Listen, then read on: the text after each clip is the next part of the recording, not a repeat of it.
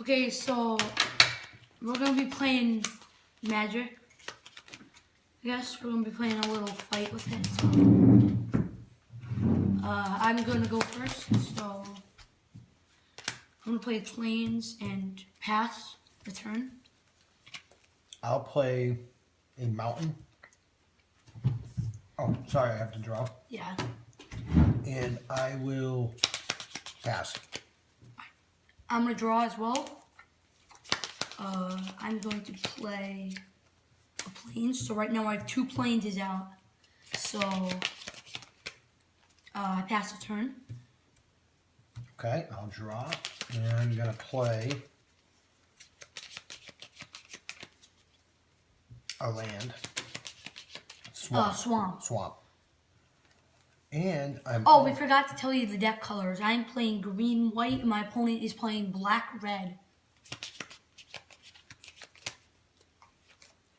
And I'm going to play a wolf creature. Alright, so my opponent has just brought out the Ember-Eyed Wolf, which is a 1/2 haste. And haste basically means it can tap and untap right away, so that means it can attack right away. If you play Magic, you know that not all cards can do that. Some of them have summoning sickness. And for 1 and 1 red, Ember-Eyed Wolf gets +2/+0 until end of turn. Tap, sorry. And then since it has haste, it can untap as well. Go ahead, pass. See, the wolf can tap and untap. That means you can also attack with it the first turn. That's right, sorry. I'm going to attack 1. Alright, so my opponent is going to swing 1 at me, so, or attack for 1. So I take 1. And pass to you. Alright. I'm going to play a Plains, meaning that I have 3 Plains is out, and I'm going to tap all of them to play Course Sky Climber. For 2 and white, for 1 and white, Course Sky Climber gains flying until end of turn, and Course Sky Climber is a 3/2. So right now I have all my mana tapped, so I'm going to have to get some forced out, but yeah. Passing? I pass the turn. I'm going to draw a card. I'm going to play another land. So right now my opponent is at 2 mountains, 1 swamp.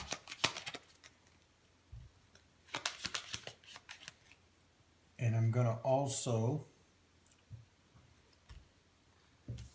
bring out the creature wolf. Alright, so right now my opponent...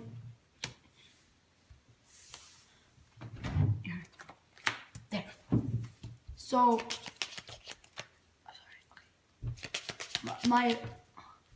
So right now my opponent has brought out the Brazen Wolf, which is a 2/3. Whenever Brazen Wolf attacks, it gets +2/+0, meaning that if this Brazen Wolf attacks, it can turn into a 4/3 until end of turn. And I'm going to attack. Alright, I'm going to declare blocks with the Course Sky Climber. So the Ember-Eyed Wolf will go in the graveyard, and the Course Sky Climber will survive. I'm going to attack. This doesn't have haste. Right. That has summoning sickness. Okay, I'm going to pass. Alright.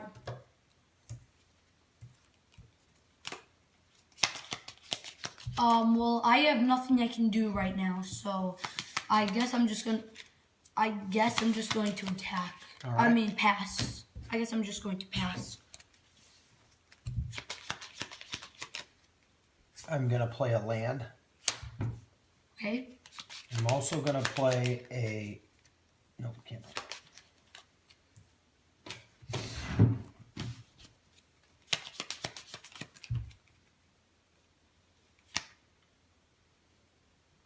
I'm going to play my haste. So I'll do that. Tap and tap. And then I'm going to give you a haste. Alright, so Voldaren Duelist is a 3/2 haste. When Voldaren Duelist enters the battlefield, target creature can't block this turn. So I guess my opponent is going to target my Course Sky Climber, so it cannot block for the turn. I'm going to target him. Here, untap those.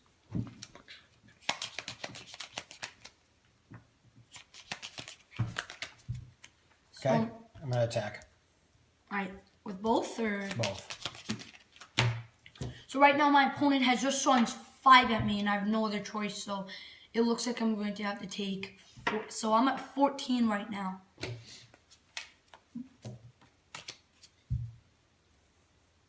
And are you going to pass? Yes, I am. Alright. Oh, so I have just drawn another plane, so I'm at 4 planes right now, but I have no other things except, but I'm going to pay 1 and 1 white, giving Course Sky Climber flying until end of turn. I don't really understand why I'm doing this, just because for reasons, and I'm going to swing 3 at my opponent. I'm going to take a block. Well, both the creatures are tapped right now. Sorry, yes, I forgot that was tapped. So none of them can block. Okay, so I'll take Take 3. 3 hits, so bring me down to 17. I'll take a card. Alright, and I do pass the turn. And I'm gonna take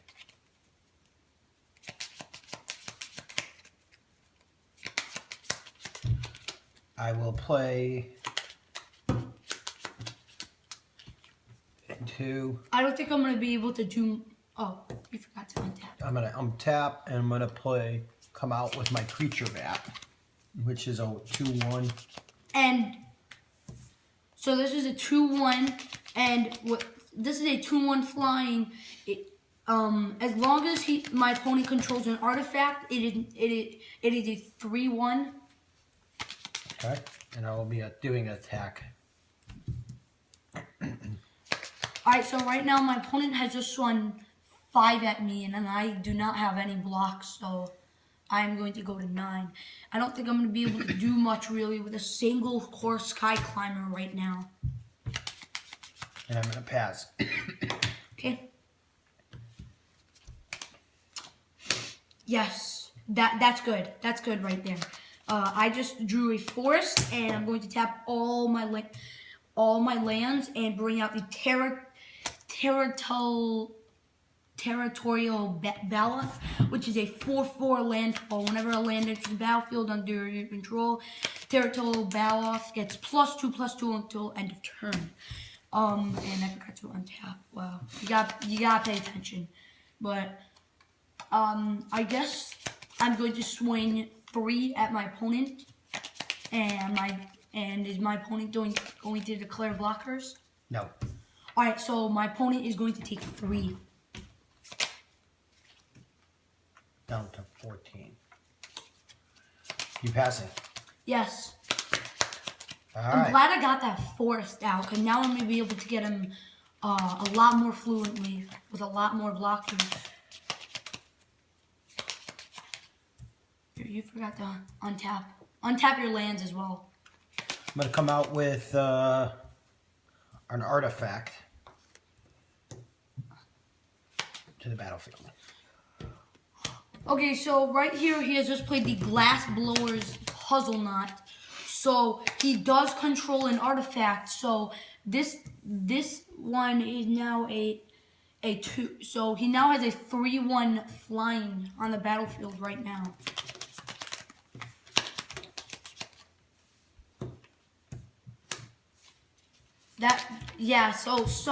So some artifacts equip to creatures, but this artifact is not equipped to creatures.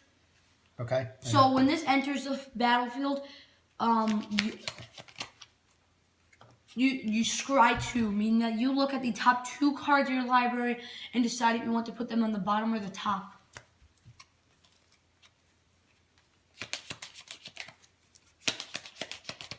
And then he gets 2 energy counters, which I'll put them on the bottom. Alright, which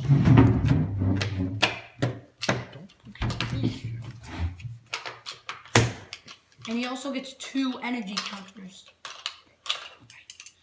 He gets 2 energy counters, and energy counters you can use to sacrifice to make creatures more powerful. I've carded another deck that actually uses energy counters. But that uses energy counters, and it's actually quite useful. Then I will do an attack, an attack, an attack, an attack. Oh, that can't attack. Yeah, all right. All right, so right now he's attacking me with 3, 2, 3.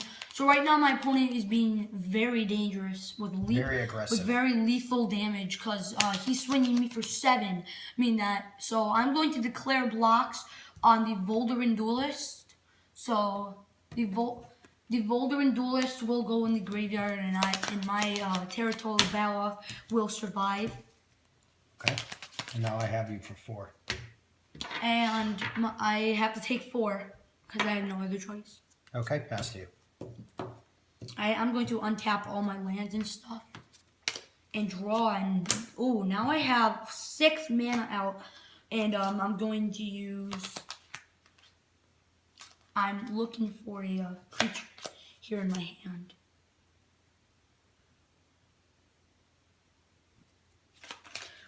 I've chosen a creature, Oranleaf Invoker, which is a 2/2,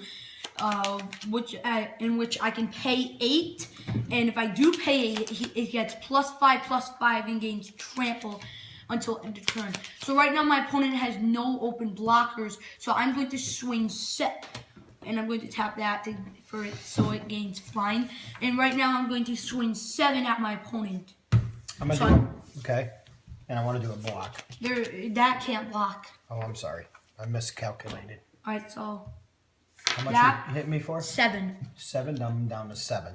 So the game's very close. It's 7-5. Right now I am at 5 and my opponent is at 7. Okay. I'm hoping we can do more videos like this of it. Maybe I'll use a different deck sometime. You passing? Yes. Okay, I'm gonna come out, back tack on that back, and I'm gonna hit him for again, and we're gonna come out with a creature, vampire, assassin alien, which is a 2/3. The Nick Reina Assassin is a 2/3, and whenever my opponent gains life, he gains Death Touch until